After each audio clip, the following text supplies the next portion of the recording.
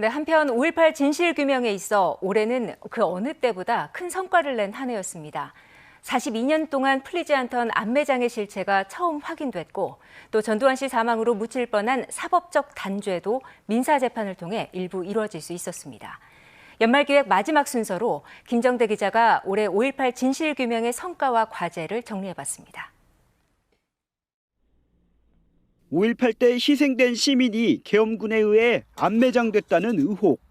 진상규명의 핵심 과제지만 숱한 증언과 몇 차례 발굴 조사에도 실마리조차 얻지 못했습니다. 그런데 지난 9월 유력 안매장 추정지인 옛 광주교도소에서 그 실체가 확인됐습니다. 옛 광주교도소에서 발굴된 유골 260여 구 가운데 행방불명자의 가족과 유전자 정보가 일치한 게 나온 겁니다.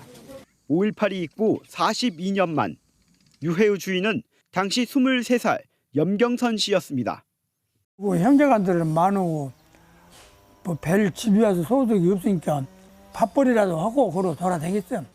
그 시기에 나갔으니까 거기서 협치해갖고 죽었다고 그러고만 생각하지. 끝내 사과 한마디 없이 숨진 전두환 씨의 사법적 단죄도 이뤄졌습니다. 2017년 북한군 개입과 계엄군의 헬기 사격 부인 등 5.18의 진실을 왜곡한 회고록을 펴내 재판정에 선 전 씨. 형사재판에서 유죄 판결을 받고도 항소심 도중 숨져 효력이 상실됐습니다. 물거품이 될 뻔한 사법적 단죄의 기회는 올해까지 이어진 민사소송에서 매듭지어졌습니다. 재판부는 전두환 회고록이 5.18에 대한 허위 사실로 명예를 훼손했다며 5.18 단체 등 원고 승소 판결을 내렸습니다. 가려져 있던 진실들이, 숨겨져 있던 진실들이 햇볕을 보고 재판을 통해서 증거로서 드러나고 오히려 진상규명의 기폭제가 됐다. 해를 거듭하며 차츰 드러나는 5.18의 진실. 하지만 여전히 계엄군의 발포 경위와 책임자 규명, 사라진 행방불명자를 찾아야 하는 과제가 남겨져 있습니다.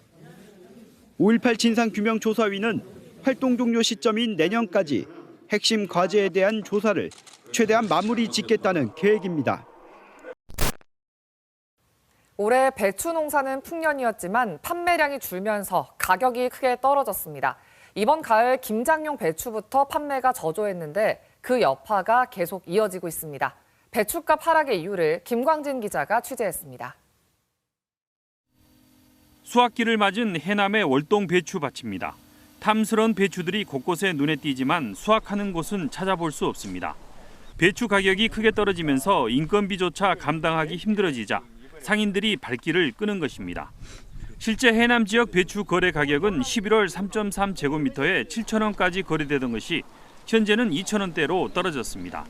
여기에다 충남과 전북 등 타 지역 배추들이 소진이 덜 됐고 최근에는 경기 침체 등의 여파로 김장 담그는 물량이 줄면서 배추 가격 하락을 부추겼습니다.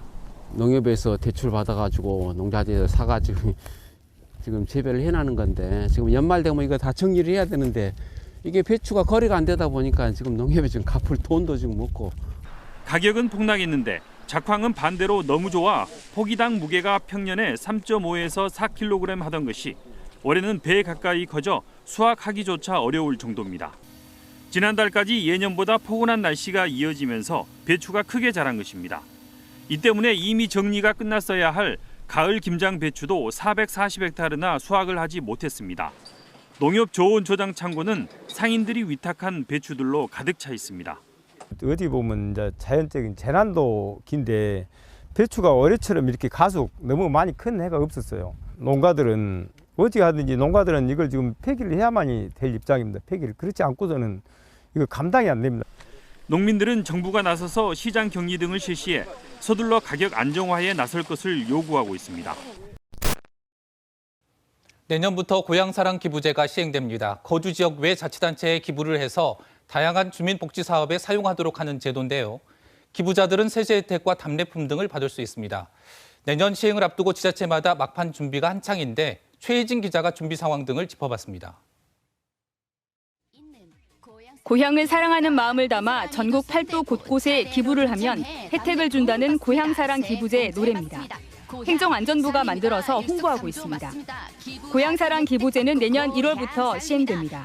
주소지가 아닌 지자체에 최대 500만 원까지 기부를 하면 기부금의 30% 범위 안에서 답례품을 줍니다. 세액공제도 받을 수 있습니다.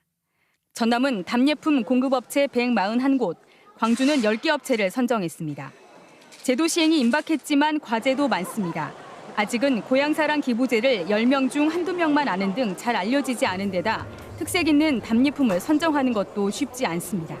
광역시다 보니까 지역 특산품이 그 전라남도나 이런 데에 비해서 선정하기 어려운 건 사실입니다. 우리 지역에 있는 지역 특산품을 최대 이렇게 선정하려고 안정적인 재원 마련을 위해 지속적으로 기부를 유도하고 지자체 격차를 줄이는 것도 과제입니다. 실제 한 연구 결과 종합소득세 납부자를 기준으로 추정한 기부 금액이 1년에 4,100억 원으로 이 가운데 광주는 3%인 125억 원, 전남은 13%인 537억 원으로 격차가 큰 것으로 예측됐습니다. 답례품들에 대한 선호도 조사를 기반으로 해서 좀 이 기부자들의 자긍심을 고취시킬 수 있는 답례품을 더 개발을 해야 하고 방향성을 명확하게 제시를 한다면 더 훨씬 더 적극적으로 홍보가 되지 않을까 하고